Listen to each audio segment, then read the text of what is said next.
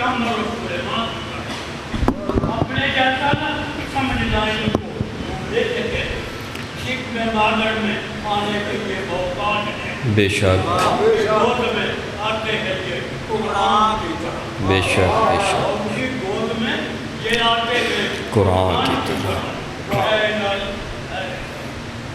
درود پڑھنے مل کے بلند صلی اللہ علیہ وسلم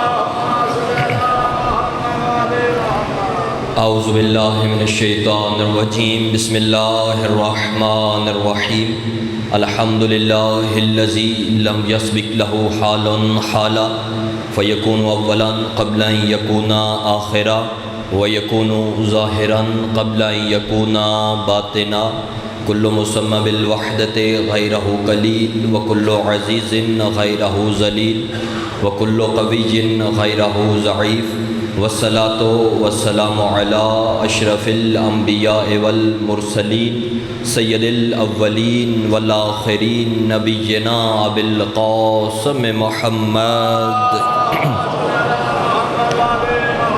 وآل بیتہ الطیبین الطاہرین المعصومین الذین اذھب اللہ عنہم الرجس اہل البیت ویطہرکم تطہیرا اما بعد فقد قال اللہ تعالی فی قرآن المجید والفرقان الحمید وقولہ الحق بسم اللہ الرحمن الرحیم شاہد اللہ انہ لا الہ الا هو والملائکۃ واولو العلم قائما بالقسط بلند تر درود کی تلاوت فرما لیجیے اللہم صلی اللہ سب سے پہلے دعا ہے کہ مالک کائنات آپ تمام حضرات کا اس مقدس ذکر میں طاہر دربار میں چل کے آنا مالک اپنی برگاہ میں منظور و مقبول فرمائے جو حاجات تمنائیں دعائیں خواہشات لے کے اس عزتوں والے دربار میں آئے ہو مالک تمام کی حاجات کو اپنی بارگاہ میں درجہ قبولیت عطا فرمائے اور بالخصوص دعا ہے کہ اس ذکر کے وارث سرکار امام زمانہ بادشاہ بقیت اللہ شہنشاہ معظم کے ظہور میں مالک تعجیل فرمائے دعاؤں کی قبولیت کی خاطر ایک مرتبہ درود کی تلاوت فرما لیجیے اللہم صلی بات ہو رہی تھی صلوات پڑھیں ایک دفعہ بلند آواز سے اللہم بسم اللہ سرکار بات ہو رہی تھی خدا کی توحید کے متعلق جو میری کل والی گزارشات کے ساتھ متصل ہے جو میں نے کل گزارشات آپ کے سامنے پیش رکھی بات توحید پہ ہو رہی تھی خدا شاہد ہے اپنی توحید پہ وہی معبود ہے اور وہی گواہ بھی ہے اس کے بعد اس کے ملائکہ گواہ ہیں اس کی توحید کے پھر ملائکہ کی خلقت کے بارے میں خدا نے بیان فرمایا پھر ملائکہ کی خلقت کے متعلق آپ نیج البلاغہ اٹھائیں تو اس میں سرکار امیر المومنین کے خطبات ہیں جو ملائکہ کو سمجھتا ہے وہ سمجھتا ہے جو نہیں سمجھتا وہ سمجھنے کے لیے امیر المومنین کا خطبہ پڑھ لیں اور ویسے بھی ہر شخص کے ساتھ دو تو ہیں نا عرض کیا تھا نا کل ہر شخص کے ساتھ دو تو ہیں یعنی مثلا اگر زمین پہ 7 ارب آبادی ہے تو زمین پہ 14 ارب فرشتے تو موجود ہیں نا 14 ارب فرشتے زمین پہ تو موجود ہیں نا 2 آپ کے ساتھ ہیں اور ان میں سے ایک فارغ بیٹھتا ہے جب آپ مجلس میں بیٹھتے ہیں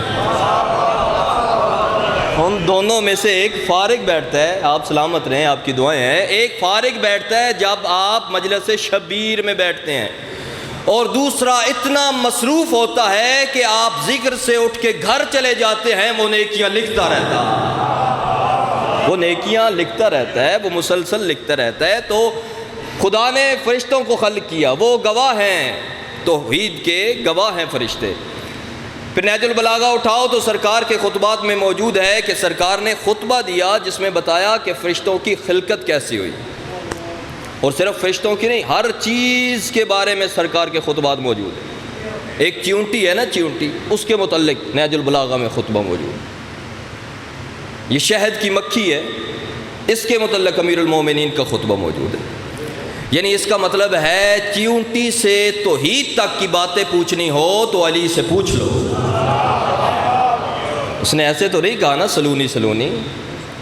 شہد کی مکھی، اور شہد کی مکھی کے بارے میں سرکار نے بتایا کہ یہ چھتے پہ بیٹھ جاتی ہے،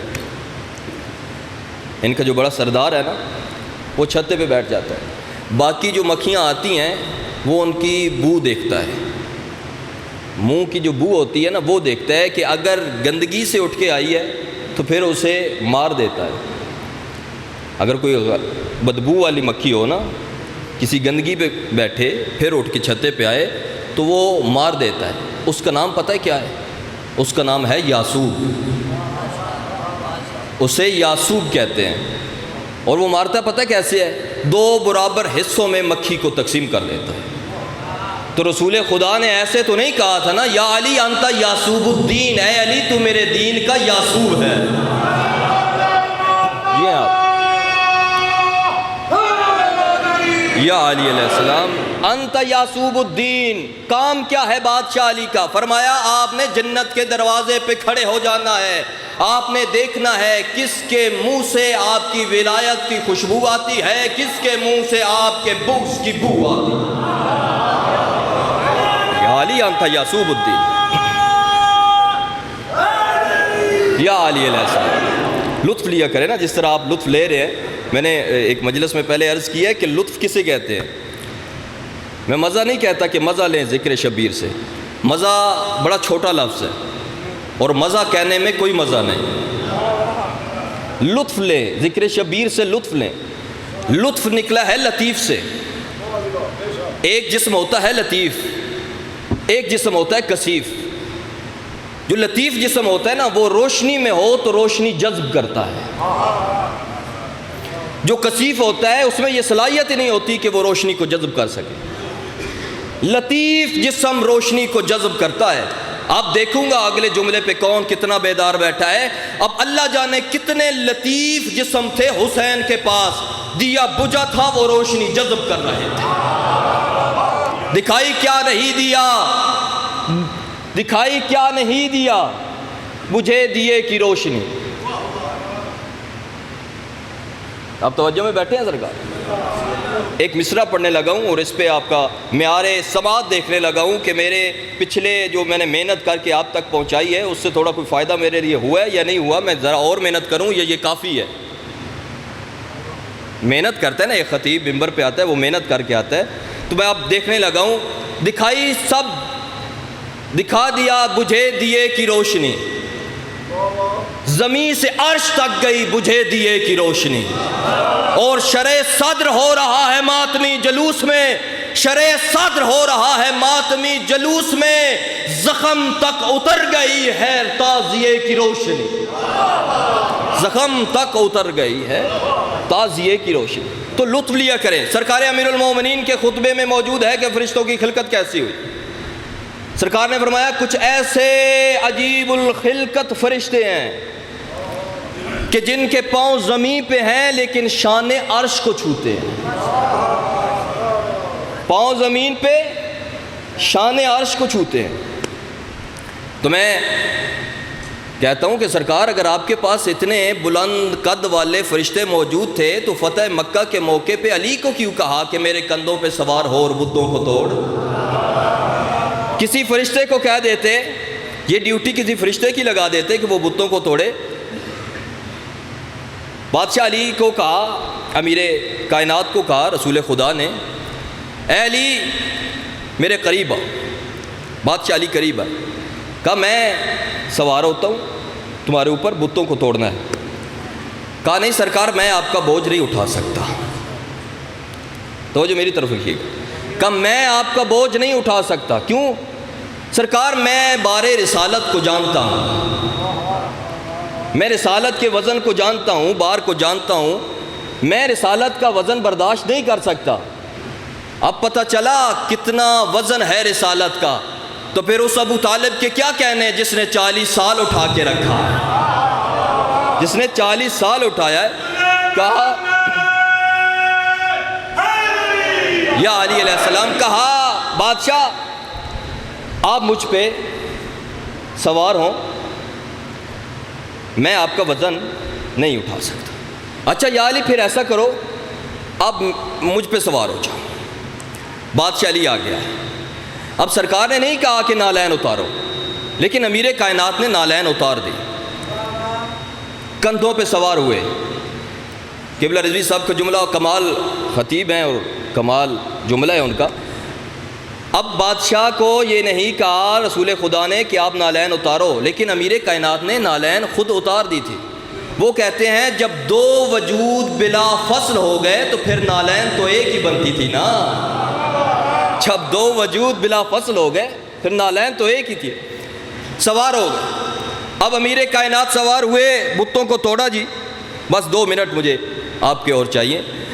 بتوں کو توڑا۔ جب سوار ہوئے نا تو رسول خدا نے 2 مصرے پڑھے، رسول خدا کی زبان سے نکلے ہوئے مصرے سنانے لگا ہوں۔ رسول خدا نے مصرے پڑھے، کہ یا علی خوشا بحال تو کہ کار حق میں کنی، اے علی تیرے کیا کہنے کہ تو حق کا کام کر رہا ہے۔ یا علی خوشا بحال تو کہ کار حق میں کنی۔ یہاں پہ رسول خدا پھر رکے نہیں، پھر فرمایا خوشا بحال من کے بار حق بھی کشم، اے علی تیرے کیا کہنے کہ تو حق کا کام کر رہا ہے، اور اے علی میرے کیا کہنے کہ میں نے حق کو اٹھا کے رکھا ہوا۔